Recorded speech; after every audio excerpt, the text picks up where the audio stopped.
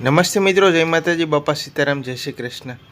બટાકાવાળા ભજીયા બનાવવાના છે। આ ભજીયા તમે કોઈ નાસ્તા માટે કે કોઈ પ્રોગ્રામ હોય, દુકાન ધંધાનું આયોજન હોય, લારીનું, આ વિડીયો જોઈને આવી રીતે તમે બટાકાવાળા ભજીયા બનાવી શકશો। 1.5 કિલો બટેટા લીધા છે, બટેટાને ફોલી નાખ્યા છે અને આપણે એક બટેટાના આવી રીતે 4 ટુકડા કરી દઈએ અને પછી કુકરમાં સીટી મારી દઈએ। આનાથી 3 કિલો જેવા બટેકાના વડા ભજીયા બનશે। તો આપણે કુકરમાં બધા બટાકા ધોઈને નાખી દીધા છે અને 1 ચમચ નમક નાખી દીધું છે અને 1 ચમચ હળદર નાખી દઈએ એટલે કલર સારો આવે। આ 1.5 કિલો બટેટા છે, આમાંથી 3 કિલો ભજીયા બની જાય। કુકરને આપણે 3 સીટી મારી દેવું। બટેટા વડાનો મસાલો બનાવીએ એટલે પહેલાં આપણે બટેકાને ફોલી નાખવાના, એટલે પછી ફોલવાનું ના રહે, તરત મસાલો બની જાય। 50 ગ્રામ જેવા મરચાં લીધા છે અને 20 ગ્રામ જેવું આદું નાખી દઈએ। આની પેસ્ટ બનાવી અને બટાકાવાળામાં નાખશું। વરિયાળી, તલ, આખા ધાણા, લાલ મરચું પાવડર, ગરમ મસાલો, ધાણા જીરું, હિંગ, કસૂરી મેથી, આ બધા મસાલા આપણે બાફેલા બટાકામાં નાખી દઈએ। બટાકા બફાઈ ગયા છે, બટાકાવાળાનો મસાલો બનાવી નાખીએ। આદુ મરચાંની પેસ્ટ કરી હતી એ નાખી દઈએ। લીલા ધાણા પણ જરૂરિયાત મુજબ નાખ્યા છે। તમે તીખું ઓછું ખાતા હોય તો આખા મરચાં ઓછા નાખવાના અને ખાંડ નાખી દઈએ। 30-35 ગ્રામ જેવી ખાંડ નાખી દીધી છે। બટાકાવાળાનો મસાલો ચટપટો બનાવવા માટે 1 લીંબુનો રસ નાખ્યો છે। લીંબુનો રસથી ખાટો સ્વાદ આવશે, ખાંડથી ગળ્યું અને આદુ મરચાંની પેસ્ટ, લાલ મરચું, બીજા બધા મસાલા નાખ્યાથી એનાથી બટાકાવાળાનો મસાલો જોરદાર બની જાય। અને આપણે બાફવામાં નમક નાખ્યું હતું એટલે અત્યારે 4-5 ગ્રામ જેવું એક ચપટીમાં અડધી ચમચ નમક નાખું છું અને હવે આપણે આવી રીતે બધા બટેટાને પીસી નાખશું અને પછી ડાયરેક્ટ બટાકાવાળાનો મસાલો તૈયાર થઈ જાય પછી એના નાના નાના બોલ બનાવવા માંડશું। એટલે આપણા બટાકાવાળાના બોલ બની જાય પછી બેટર બનાવીને બટાકાવાળાના ભજીયા બનાવી નાખશું। તો આવી રીતે આપણે બટાકાના પીસી નાખ્યા છે। હવે બધા મસાલા મિક્સ કરી દો। બહુ મસાલાને ફેટવાનો નહીં, નાખી ચીકણો થઈ જાય, સેજ આખા પાખા બટાકા રહી જાય નાના નાના ટુકડા તો પણ ચાલે। હવે આના બોલ બનાવી નાખીએ। તો એવડી સાઈઝના આપણે બોલ બનાવી નાખશું।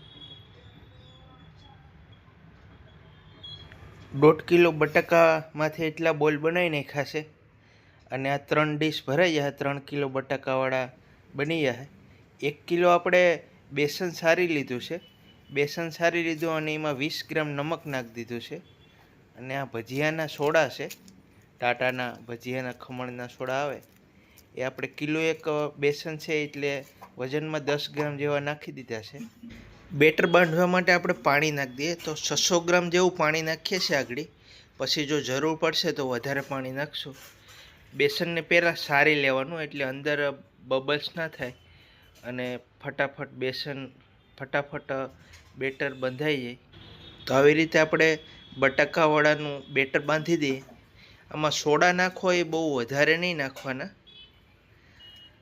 ઓછા નાખવાના, બાકી બટાકાવાળાના ભજીયા થોડા લાલ થઈ જાય, બરાબર નહીં બને, એટલે માપમાં સોડા નાખવાના।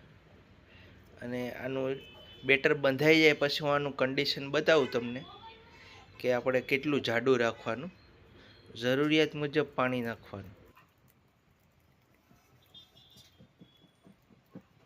બટાકાવાળાનું બેટર બંધાઈ ગયું છે, એટલું જાડું રાખવાનું, હાવ પતલું નહીં કરી નાખવાનું, બાકી બટાકા પૂરવામાં વાટું જેવા ભજીયા થાય એટલે આનું થોડું બેટર જાડું રાખવાનું।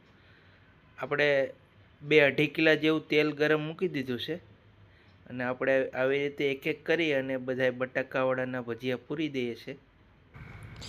આવી રીતે એક એક કરીને બધા બટાકાવાળા ભજીયા પૂરી દેવાના। જો બેટર આછું થઈ જાય તો બટાકાવાળામાં થોડી વાટું થાય પાછળથી, તો બધા બટાકાવાળા પૂરી દીધા છે। બટાકાવાળા ભજીયા પાકતા બહુ વાર નહીં લાગે, 2 થી 3 મિનિટમાં પાકી જાય। બટાકા ભજીયા પકવતા હોય ત્યારે તેલનું ટેમ્પરેચર એકદમ ધીમું રાખવાનું, બહુ ફાસ્ટ નહીં રાખવાનું, બાકી ઉપરથી બળી જાય, બટાકાવાળા ભજીયા લાલ થઈ જાય। તો આપણે આવી રીતે 3 ઘાણ થાય મેં આવી રીતે પકાવી દીધા છે અને 2 થી 3 મિનિટમાં બટાકાવાળા ભજીયા પાકી ગયા છે.